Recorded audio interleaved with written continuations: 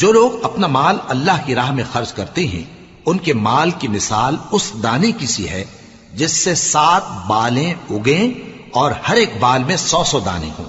और अल्लाह जिसके अजर को चाहता है और ज्यादा करता है, और अल्लाह कुशाइश वाला है, सब कुछ जानने वाला है। जो लोग अपना माल अल्लाह के रास्ते में सर्फ करते हैं, फिर उसके बाद न उस खर्च का किसी पर एहसान रखते हैं और न किसी को तकलीफ देते हैं, उनका सिला उनके परवरदिगार के पास तैयार है।